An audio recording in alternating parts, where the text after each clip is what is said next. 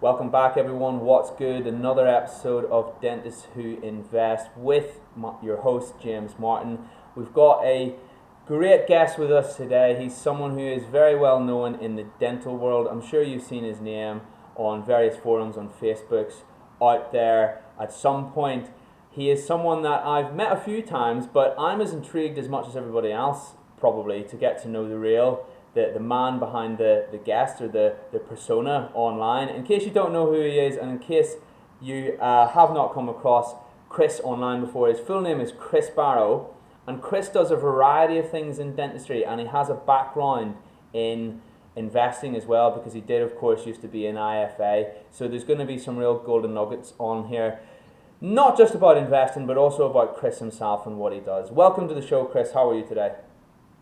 It's an absolute pleasure, James. I am very well indeed. Thank you for the intro. It's nice to hear anybody say anything about me anymore, because I've been around, certainly in dentistry, for so long now that whenever I do a conference, a trade show, anything like that, whether it's online or in the flesh, the only thing I ever get is the next speaker needs no introduction. And that's it. And then they shut me out. So there's a huge assumption there, which is that but after all these years, everybody does know me. In fact, that's not the case. And so thanks for the intro. It's much appreciated. And it's really good to be on the show with you. Chris, I hope I did you justice in that intro, because that was completely ad hoc.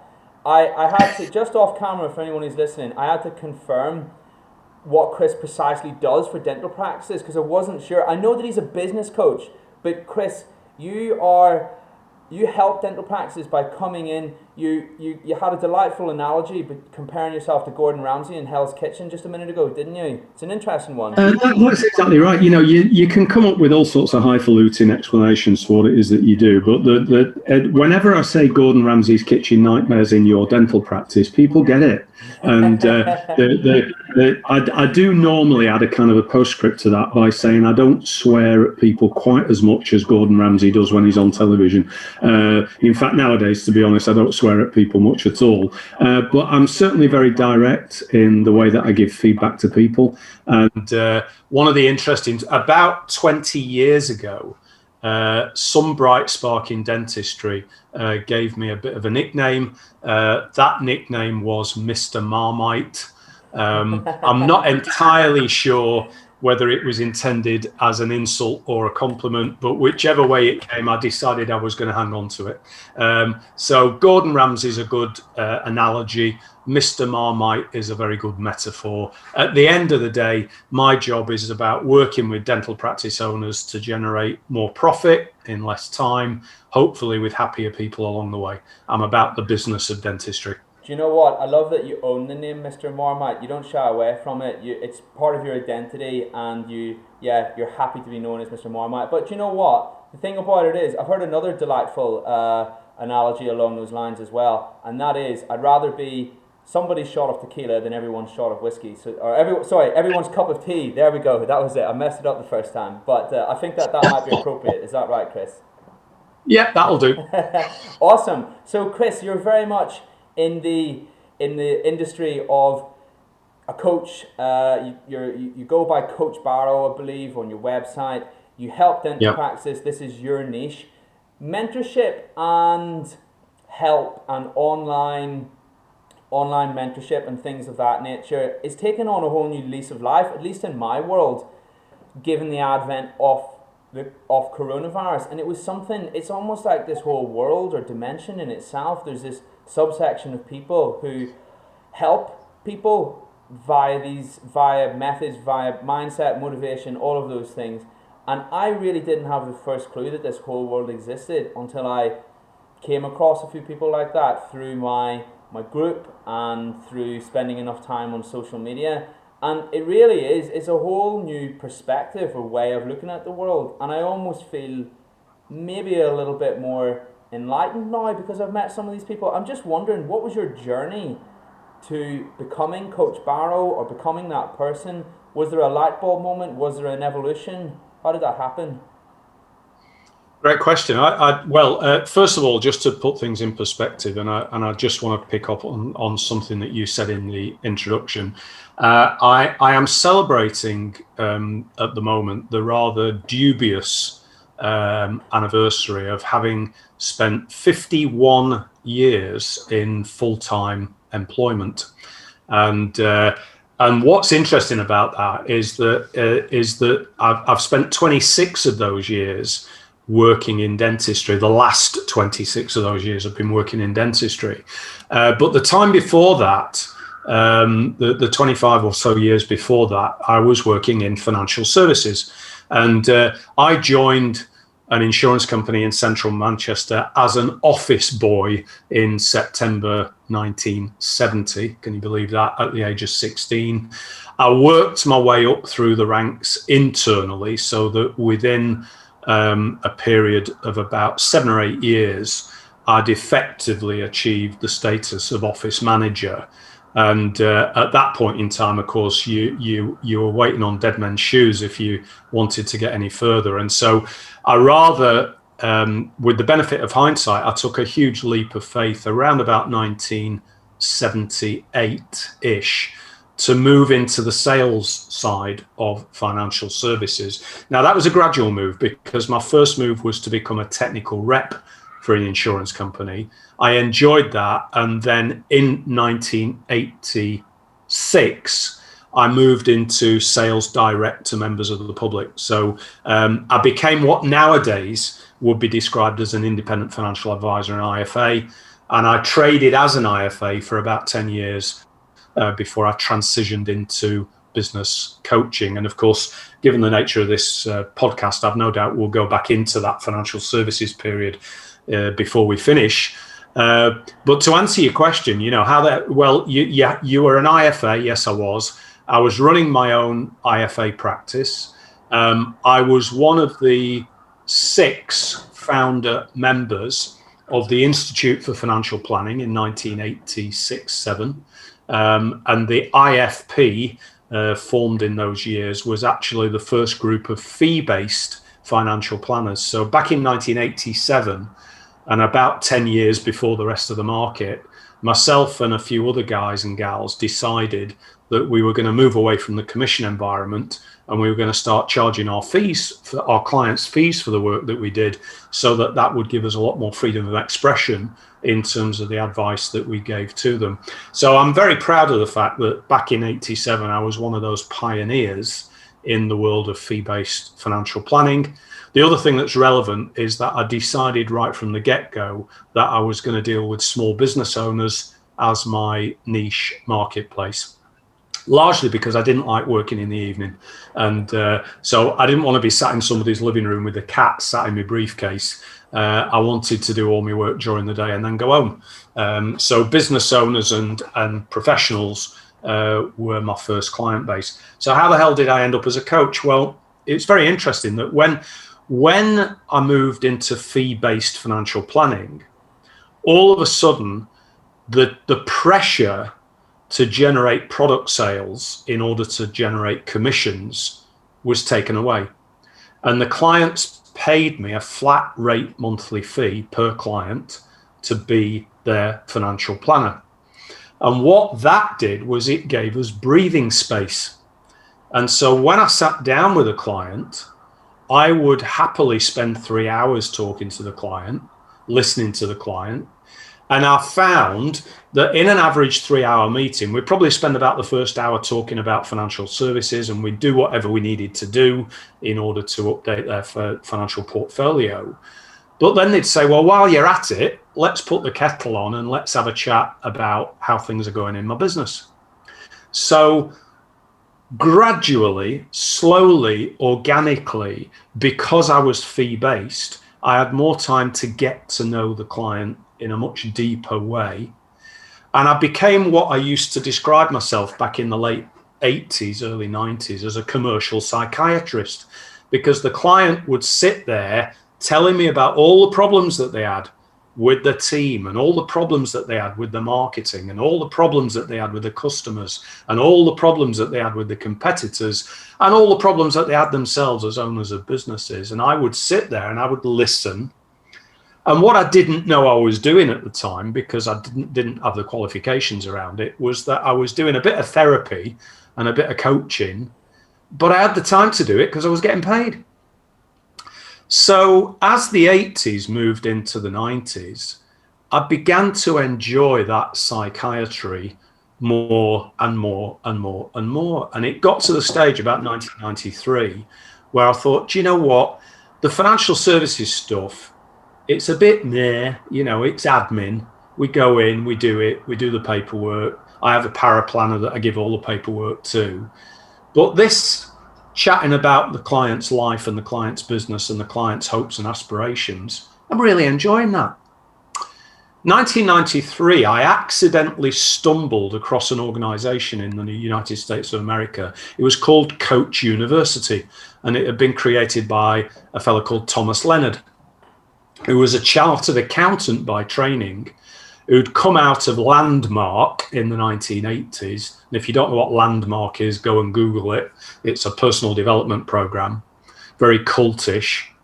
And Thomas Leonard had come out of that and thought, well, I've had enough of Landmark, but I like the personal development movement. And he built his own training program for what in those days were called life coaches.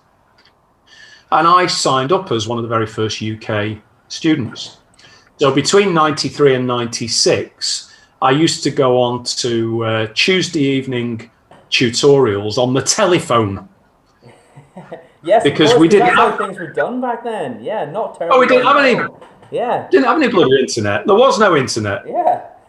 So on a Tuesday night at 7 o'clock, I'd pick my telephone up and I would dial an international number, and that would log me into a group telephone call with a bunch of other people from primarily the USA and other countries. And we'd sit on the phone for a couple of hours on a Tuesday night talking to Thomas or other tutors.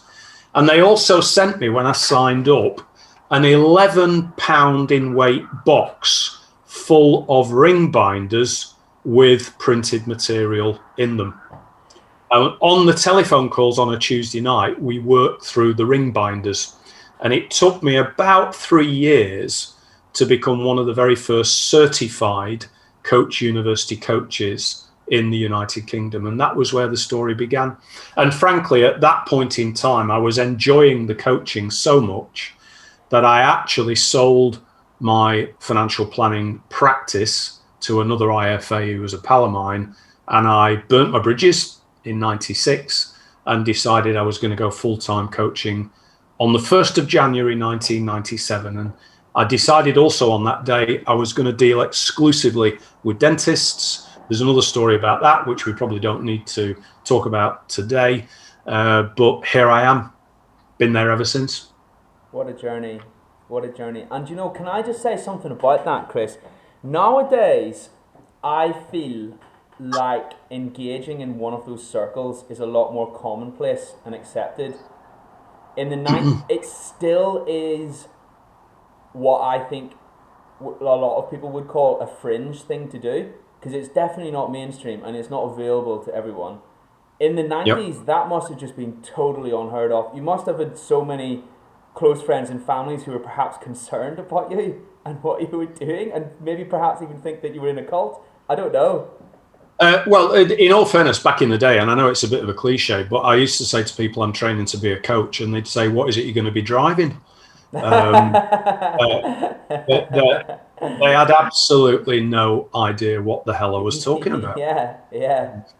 And frankly, I turned up in dentistry around about 1996, and I started talking to dentists about doing some coaching, and dentists didn't know what coaching meant. There you go. Neither did anybody else, for that matter. So yeah, it's I suppose somebody once said that luck is the meeting place of opportunity and preparation, and I think that the opportunity was that the coaching community was just getting off the runway in the 90s, really beginning to happen. And there's all sorts of demographic reasons around that the baby boomer generation were looking for answers to questions around their lifestyle. And the preparation was that original training that I did with Thomas Leonard. And also, in all fairness, I'm going to pay tribute to Dan Sullivan and the team at Strategic Coach in Toronto, who to this day, I first heard Dan Sullivan speak in July 1993. I'm still listening. I'm going to reference Stephen Covey, 7 Habits of Highly Effective People. I'm going to reference, interestingly, in the context of what we're talking about here, I'm going to reference Robert Kiyosaki and Rich Dad Poor Dad, which was a seminal book for a lot of people, and a lot of other very, very clever people who I just listened to during that 10-year period in order to begin to put together the framework of what it was that I intended to become. Yeah, absolutely. I mean, but like I say, it must have been a big leap of faith, because at least nowadays for me, I feel like there's a lot more of a semblance or acknowledgement amongst the general public that this is something that people do. Whereas, yeah, back then, just as you were saying, it was just getting up and running. There must have been a huge leap of faith for you, basically. But yeah, it's another interesting theme that I was just going to mention that struck me when you were talking. Sometimes in life when we choose certainty being we get up 9 to 5 every day, we just do the same old thing, and we're building linearly towards something, it holds us back from the truly special things that can happen when you choose uncertainty a little bit. Yeah. And even when, let's say for example, you drop a day or two in work and you use that just to freestyle basically, and when I say freestyle, I mean just do things that you enjoy, create something, build on another skill. That is when the magic can really happen. And even though it seems like something is holding you back, something is getting in the way of your linear short-term goals, it's through that leap of faith, or that's something that you may feel that isn't necessarily contributing towards what you want to achieve or going somewhere. That's when something really special can happen. And that's what I benefited from. That's what happened to me, because I left my job a few months ago, about 6-7 months ago, and I had to recover from knee surgery, and I had nothing better to do. And if all those things wouldn't have happened, if I wouldn't have been in that football accident all those years ago, that football tackle, and left my job and did all these things, maybe there wouldn't even be Dentists Who Invest. I don't know. And it made me see things in a new way. It really did. And maybe you've been along that path as well. I'm guessing, you've seen that. You've seen the light on that one too, by the sounds of it. Very much so. And in fact, there's for the people that have known me a long time, they will tell you that there's another bit of a joke, which is that although Chris Barrow's been around as a coach since '96, effectively, I've changed my brand a lot of times along the way, and I've also changed my business delivery model a lot of times along the way. And the joke is that he's had more brand changes than Prince used to have. That every time you went on tour, there was a different costume and there was a different backstage set and there was a different theme to the tour. A bit like Bowie as well. Bowie, every time Bowie went on tour, it was a different version of Bowie. And I'm not in the same league, but I've never been scared of throwing the stage costume away and putting a completely new stage costume on and going out on tour as a new character. And so there's been various iterations of Chris Barrow along the way. And of course, the interesting thing about March 2020 is that when lockdown came along, like a lot of other people, my business just drove off a cliff on the 23rd of March 2020 when Boris announced lockdown. I was spending 4 days a week traveling. I worked at home on a Monday. I left on Tuesday. I came back on Friday night. I was living in hotels. I was traveling not just around the UK, but all over the world, visiting practices, speaking at conferences and trade shows. All of a sudden, nothing. And so I was able, with my support team, to pivot in 4 days. And in 4 days after lockdown, we reinvented ourselves as a Zoom-based business, and we've never looked back. And in fact, I'm now have a quandary, and the quandary is that at the time we're recording this interview, lockdown restrictions are beginning to ease. There's a lot of my contemporaries in the training, consultancy, coaching landscape who are trying to reinvent themselves pre-COVID and say, right, I've got to go back to what I was doing in February 2020 because that was how I paid the bills. And I seem to be the odd man out at the moment because I'm saying, screw that. I don't want to go back to 4 days a week, dragging a suitcase around, living in hotels, collecting flipping Hilton points. I want to take this virtual business that I've created and scale it now and say, how can we take that forward? So don't get me wrong, I'm not going to sit in here for the rest of my life. I'm going to go and talk at conferences and trade shows because that's good for brand and marketing and so on and so forth. But schlepping around the world, sitting in somebody's dental surgery, arguing about miserable Mary on reception, I'm not going back there again. So you've got to be prepared. You've got to be prepared to pivot, and you either pivot because of external circumstances, vis-a-vis COVID-19, or you pivot because of internal circumstances. I've screwed my knee up with a sports injury.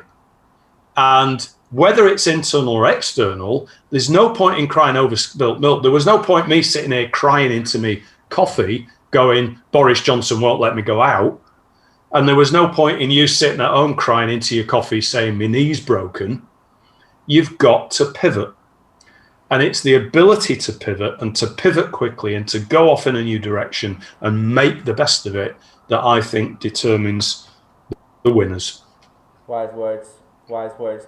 I think we learned a collective lesson as a society about how adaptable it's necessary to be, especially when coronavirus completely rocked our world, especially for us dentists as well. I mean, we must be up there with one of the industries that were affected the most. I just want to talk a little bit more about when you were saying that you help practices. So you go in, we'll go back to the Hell's Kitchen analogy. The food is terrible. They're serving up frozen food. It's been in the freezer for God knows how long. It's moldy. The chefs are all at each other's throats. What you go in, you tell them how to fix it. How do you do that? What is it that you generally find when you go into these dental practices? Well, the remarkable thing, and I'm not so sure I should tell you this because I'm going to be giving away a huge trade secret, is that I get paid handsomely for stating the absolutely bleeding obvious. Because my toolkit is full of common sense. No magic. I am very blessed in the sense that I have mastered reading, writing, and arithmetic. And I'm also very blessed that even at my age, I understand technology. But when it comes to running a business properly, then all that I ever find myself doing day in, day out is talking common sense to people who are either too knackered, too burned out, too overwhelmed, or they're too frustrated, or they're too frightened to accept the reality of that common sense and do something about it. So it might be a miserable Mary on reception, and the common sense approach is that you've either got to change the woman or change the woman, but the client's too scared to do anything about it. The client's too tired to do anything about it.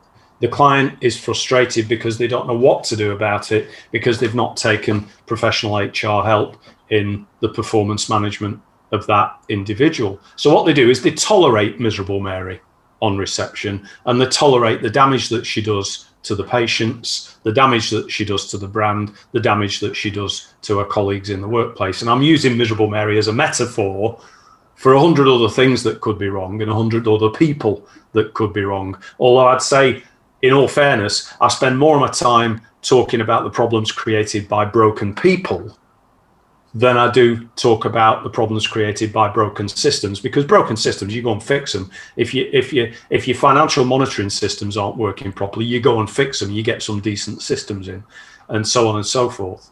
The biggest problem is performance and behavioral management of the teams. But you know what's curious, what you're saying there?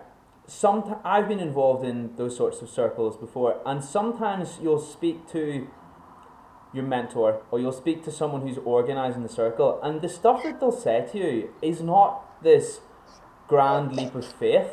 Sorry, it's not this huge leap in imagination. Sorry, it's more just stuff that you needed to hear, but it's more just as if you're having a straight talk with yourself.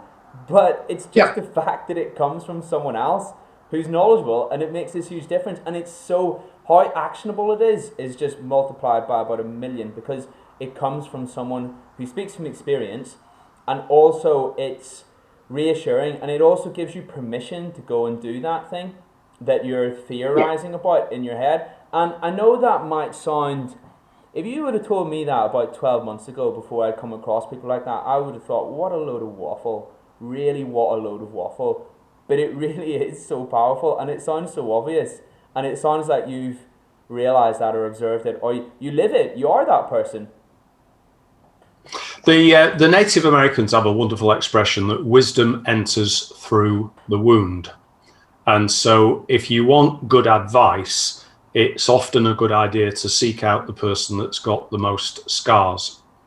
And I love that. in some respects, I really like that. as each year goes by, I've acquired more and more scars as the years have gone by, and some of those are scars that have been inflicted upon me personally and professionally, and some of them are scars that I've seen inflicted personally and professionally on the people that I've had around me or the people that I've worked with as clients. So what you do is you build up a reservoir of experience. And I don't want to pull the age card because I know how irritating that can be, but after 51 years at work, and after 67 years on the planet, I think I've got a pretty good idea of what makes people tick. And so my Marvel superpower is simply based upon experience, which is that I've seen every conceivable aspect of performance and behavior, and over the years have become fascinated with the psychology of what makes people tick. And I've done lots and lots of very amateur research on that. If I had my time again, I'd go back to university and take a psychology degree, I think, so that I had a greater degree of understanding of this. But I've got a layperson's knowledge of it based on experience. And so in actual fact, there's not much happens in business that I've not seen before somewhere. There's not much happens in business that hasn't already happened to somebody that I know. And so I can often save people time and say, listen, I've seen this before. This is where it's going. So you might as well head it off at the pass and deal with it, because this is where it's going to end up. Or alternatively, you've got the insight to be able to say, okay, well, you've laid out these chess pieces around your own personal life or your own professional life, and it strikes me that these are the next moves that you need to make.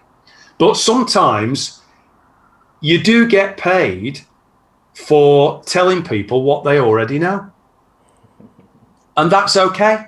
Yeah. Because listen, James, I have a business coach who coaches me, and I work very, very closely with that business coach, and we meet either virtually or physically on a regular basis. And sometimes I sit squirming in my chair as my business coach asks me to do things that I know darn well I should be doing. And I pay a lot of money for the privilege of being told. It's growth, though, isn't it? You need the word I'm going to use is accountability, and the fact of the matter is that if you are temporarily unable to be accountable to yourself, and if for whatever reason you might be unable to be accountable to a member of your family or a partner in business or a work colleague, if there's a temporary period of time where you don't feel accountable to all of those people, including yourself, then maybe you just need to hire somebody to be accountable to. And the interesting thing about that is that the higher the fee, the more accountable you feel, and therefore the more likely you are to do something about it. So it's bizarre that the clients who get the best results are the ones that pay most. Yeah, I've heard that said before in those sorts of circles, that it's an interest in, it's almost like a paradox in that the more coaches want to help people, the more they charge them. Whereas you might think the opposite, if you want to help more people, you charge them less because the entry barrier is low. but you tend to notice that they get better results. You're not the first person I've heard say that who is a coach or a mentor or in that line of work. Listening to you talk kind of reminds me of Gary Vee. Gary Vee, which you'll no doubt have heard of, business coach, big industry figure, makes very wealthy guy. He was flat broke when he was 35. Okay, he worked in a off license for his parents, and the shop went broke. He was 35, and now he's the guy's mid-40s now, and I believe he's a multi-millionaire. And he says if he could distill his qualities or his ability to generate money into two traits or features, he would say accountability and he would say self-awareness. Because if you have those two things, you can never shy. You'll always notice that even if something goes wrong, even if it's 90% the other person, that 10%, you still have to hold yourself accountable. There's something that you can learn, even if it's someone being completely ridiculous in your view. And the easy reaction to that is just to say something like, well, that person's just an idiot, or this, and this, and X, Y, and Z. And actually, really, there's almost always something that each one of us can improve on in those periods in life, and something that we can get better at going forwards, and hence be a better person, be more successful in business or our various pursuits in life. That's what I've noticed anyway. And that really struck me when Gary Vee said that. Chris, we have to talk about investing at some point. Yep. Because of the nature of this podcast and the nature, what the guests are what the listeners are interested in, of course. So I'm just curious, what is your investment philosophy? I know that you once were an IFA. Presumably you did some investing by yourself around about then, and presumably once more you continue that to this day. Is that true? And how does that look for you? All right. Well, there's a few things I'll say about that, I think that it's interesting, isn't it? You're taking me back to what I used to do for a living 30 years ago. So I'm really having to dig deep and think, well, okay, what was I saying to people all those years ago? And I think there's a few simple things I'm going to say. The first simple thing I'm going to say is that one of the parameters that I always had to establish when I was in communication with a client was a very simple parameter, which is that if we're going to have a conversation about investment, I need you to let me know what your time horizon is on that. So are we talking about a short-term investment, a medium-term investment, or a long-term investment? We've got to get those boundaries in place. Now, how do you define those? Very arbitrarily, to be fair, very arbitrarily. But I'm going to give you a Chris Barrow definition, which is that a short-term investment is one in which you want to make the highest gain that you possibly can in the shortest possible amount of time. So in other words, it's a sophisticated form of gambling. Yeah. Because that's all that short-term investment is. And what you're trying to do is you're trying to beat the bank. And I'll leave you to consider the statistical probability of beating the bank. But you know what? Lots and lots and lots of people absolutely love going to the casino. And they do it. It's fun. And if they are sensible, they do it with fun money. And if they are stupid, they do it with money that isn't fun money. So there's nothing wrong with short-term investment, just the same as when you have the office Christmas party and they have the gambling table after dinner and everybody gets some token pound notes, and you can go into the gambling table and you can play roulette and you can play cards after the office Christmas do. And just about everybody loses all the money. And a few people come out and say, I've got 10 times more than I started with. The fact that they're usually pissed when they're doing it has got nothing to do with it whatsoever. But short-term investment is a form of play. It's not serious, it's play. And if you do it with your play money, then good luck to you. And when I was a financial advisor, I used to advise my clients that I had absolutely no skill, proficiency whatsoever in the world of short-term investment, that if they wanted to do that, they needed to go and talk to somebody else because it wasn't me. Medium-term investment is something where you've probably got something around about a 10 to 15-year time horizon on your return. And long-term investment is something where you've probably got more than 15 years time horizon on your return.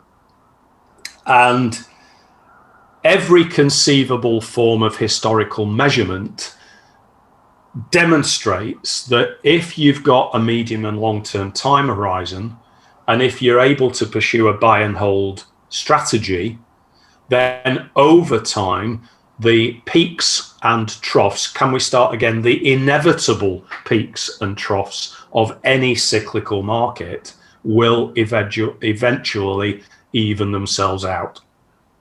So every market is cyclical. Everything is cyclical. Every economy is cyclical. Human nature is cyclical. Nature is cyclical. So your investment portfolio is going to be the same. And the longer the time horizon, the less the effect of those cycles will be on the overall value of the portfolio. But I'm going to share with you my number one favorite investment story. And it actually comes from one of my number one heroes. And that's a fellow by the name of Sir James Goldsmith. Now, much could be said about Sir James Goldsmith, who sadly passed away a number of years ago. And can I advise your readers that his biography, I should say, his biography is an absolutely fascinating read, a very, very colourful character. But let's just pause in 1987 for a moment, because in 1987, Sir James Goldsmith at that time was the second richest man on earth. He'd made his money by buying and selling businesses, and in fact made his final fortune by launching a bid to buy Exxon, the oil corporation, which proved to be successful. And the story of that bid itself is a fantastic part of his biography. But in the mid-80s, Goldsmith was number 2 rich man in the world. And he had a huge, huge equity portfolio. And he tells the story. And the story is that he was on a business trip to New York. And he arrived early in Manhattan for a meeting.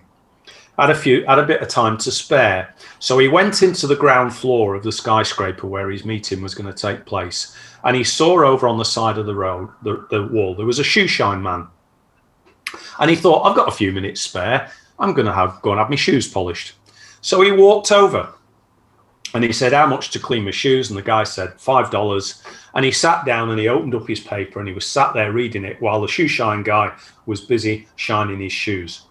And after a few minutes, the shoe shine guy said, do you mind if I ask you a question? And he said, yeah, no problem. What is it? And he said, are you Sir James Goldsmith? And he said, yes, I am. And he said, well, he said, it's an absolute pleasure and honor to meet you, sir, and to shine your shoes. And Goldsmith said, do you mind if I ask you a question? And he said, because he said, the question is what? And he said, how do you know that I am Sir James Goldsmith? No disrespect, but you're a shoe shine man. And he said, Sir James, I've started building my own small personal equity portfolio because I read the paper and I see how the value of equities is increasing. And so I've decided I want to take part in that. So I have an equity portfolio myself, and I recognize you from the financial columns of the newspapers. And Goldsmith said, very pleased to meet you. Had his shoes shined and jumped into the elevator to go up to his meeting. He walked into the reception area of the office for his meeting, and he said to the receptionist, do you have a private room, and would it be possible for me to make a telephone call to London? And the receptionist said, certainly, Sir James. And they made the room and the phone call available. He rang his stockbroker and he said, get out of equities. And the stockbroker said, Sir James, you know, you've got a $2.5 billion portfolio. That's going to take a little bit of time. And Goldsmith said, I don't care how much time it takes, just get out of equities and get into cash. And the stockbroker said, Sir James, I have to ask, why are you asking me to do that? And he said, when the shoe shine man is buying equities, it's time to get out of the market. I've heard that. I've heard that story in other guises. The one about the when your taxi driver starts talking about investments, it's time to get out, or asks you about a stock, it's time to sell. Yeah. So he liquidated, and in October 1987, the stock markets of the world collapsed. 70% of the FTSE 100 value was wiped out over 70%. one day. Whoa. 70% of the FTSE was wiped out in one day. So that's my investment philosophy in a nutshell. And basically, insofar as short to medium term investment is concerned, the moral of the story is very, very simple. Drive in the opposite direction from the bandwagon. Because if you can see a bandwagon, it's too late. Yeah, I won't disagree with that one. And passive investing is probably the only surefire way to make money in the long run. And after that, it's pretty much a gamble at the casino. However, one would argue that if you're skilled and knowledgeable enough, just like the poker players who can play poker well, that there is an element of skill there. But it's always, I will entirely agree that it is always just an odds game. And unless you're the house, unless you're making the rules, which by playing on your own terms, which you can do to a degree in short-term investing, then you're not. Then you're just a punter, and you're liable to lose a lot of money. And absolutely, about the investing with money that you can afford to lose in short term, I would totally wholeheartedly agree with that one. Totally. Yeah. Absolutely. So you can imagine that, I ended up, don't get me wrong, I enjoyed a great deal of success as an independent financial advisor. I enjoyed going on to a fee basis in the late 80s because, that took what you would describe as the commission edge out of the conversation. And it was a huge relief to be able to do that. But at the same time, they were happy days, and I had a lot of fun. I had some great clients. I don't miss being a financial planner because I was ready to transition into a new area of my life. Yeah. But I do look back at those days as being hugely enjoyable. Yeah, and formative as well, because of course you wouldn't be the person that you are now if you hadn't have had that experience. But yeah, maybe just a chapter that you've closed and you're not willing to go back to. Is that fair? I don't think I'm going to be applying to become a financial planner at any stage in the future. I shall leave that to people like you, James.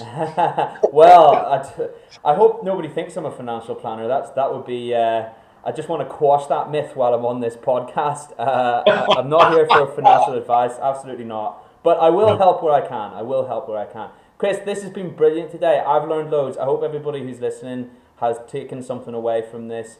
Chris and I did this podcast. We did it just ad lib. We did it without any semblance of a script. We just wanted to see where we wound up. And you know what? I really feel like that's been useful to people who's listening. I hope that people would agree with me. I've definitely picked up a few things as well. And you know what? It's been fun, Chris. Thank you so much for coming on the show.